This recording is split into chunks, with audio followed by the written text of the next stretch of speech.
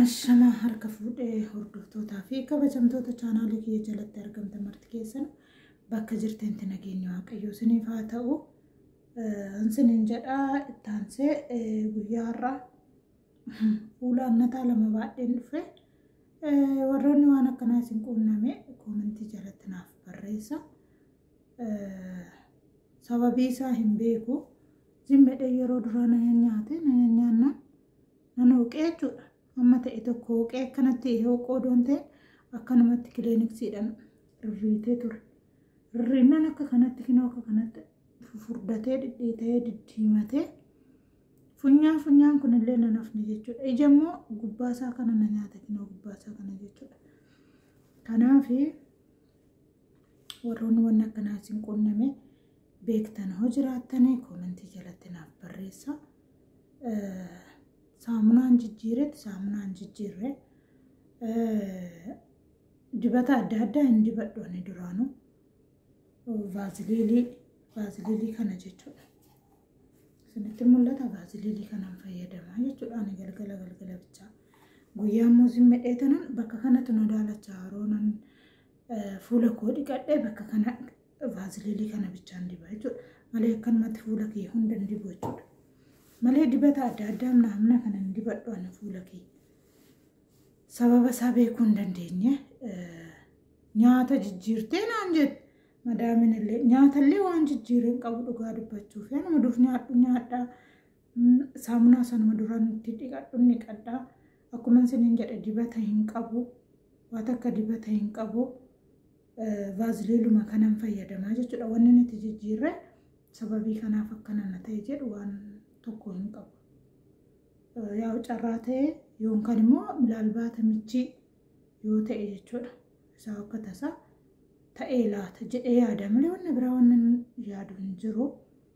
Innaa akka kanattiin jira warroonni waan akkanaa isin quunnamee jiru koomentii jalatti anas akkana na ta'e ture warroonni ittanii waan kana fayyadamee na dhiise warri ittanii natti maansiniin jedhashi dhugaa dubbachuuf bakkan biraalleen garuu bakki dhukkubaa kennan hin jiru beektani ijji baay'ee ulfaatti isinii galee akka kanatti na nyaatala bakka kana agartuu ijaa maddee dhugaa dubbachuuf dhugaa baay'ee tokkoon rifadhee jiraan siniin jedha. Warroonni waan akkanaa beektanii isin quunnamee beektanii qola ijaa gubbaadha kan na nyaatu qoliyyee gubbaadha kan na dhidhiitee jiru warroonni waan akkanaa isin quunnamee beektanii koomentii jalatti na barreessaa isiniin jedha. Qoricha immoo bitteerti kaleessa maa bu'aa isaatu nagarrame qoricha isheen bitteesme isinitti nagarsiisa. Warroonni waan akkanaa immoo isin quunnamee akkuma isiniin jedhee koomentii jalatti na barreessa please. Way alarjikii ta'uu danda'a jedhee baay'ee tokko saga'ee jira. Baay'ee ulfaata dhugaa dubbachuuf kiniinii isa kana naa bittee ofumaaf deemtee bittee jechuudha. Mooqanana fuutee deemtee kana saasiyaati kun isinii galee kanammoo kan ijaa kiyyaan xabu godheedhaan itti kennanii minim baalii weella isinii galee ana rakkinni kiyya na nyaata isinii galee na nyaata baay'iseen na hooksise waan nama hooksisu kana kan si hooksisu sana waan dhoowwuudhaa jechuudha. Agartanii akkanatti na nyaata dhugaa dubbachuuf isti yaa rabbii kiyya naa mirmadhotii dhugaa baay'ee tokko natti ulfaatee jira. Waaqanaa kadhadhaa rabbii jedhaatu namatti madhuun qabu isin maleeshi kana xabbitaa minaa kuturan kuture gajaba baasuu isaanii nafee mana hakiimii nama geessuun jaalatanii gadi baaniituma akka horiidha maannoo kineeni bitanii san bitanii ol deebi'anii baay'ee tokko na ajaazan. Kineen gizee tokko waaqa kanatti na naaru maal isinitti fakkaata? Maadhumaa biyya namaa kanatti nama rakkise. Namni biyya namaa jiru nama bakka hin dhaqqabnetti buqqee fannisee jechuudha. Siigalee bakka hin dhaqqabnetti buqqee yoo fannistee yoo dhooftee cabsitee malee buufachuu hin dandeechu jechuudha. Isinii galee maalumaa biyya kanatti hin arga sila waaqni kun nama dhibu. Zee tokko waaqa kanatti kana raawwachuu. Mee amma waaqa rabbii dhuguman jedha. Maan karuma kanallee nama hin gargaaru. Karuma kanallee nu biran dhaabbatu nama biran dhaabbatu waan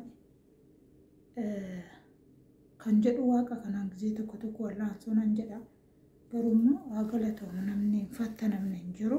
Dhugaan akka kaleessatti ol hin da'umarra naa wayyaa rabbii foon kaleessatti olee waaqni isinitti hin geessin.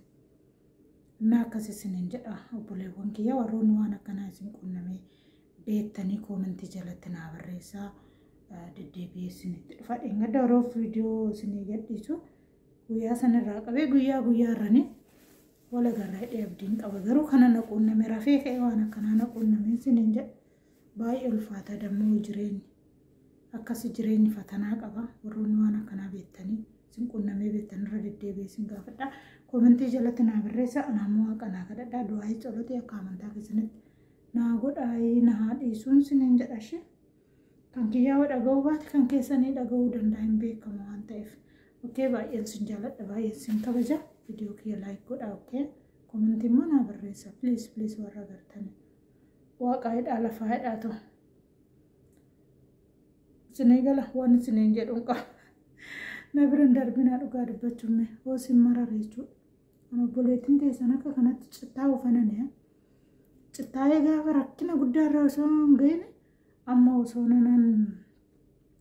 nartiin jabaatiin kana mala warroonni beektan hundi keessan naaf hima boruu isinitti boo'urra jechuudha. Galatooma.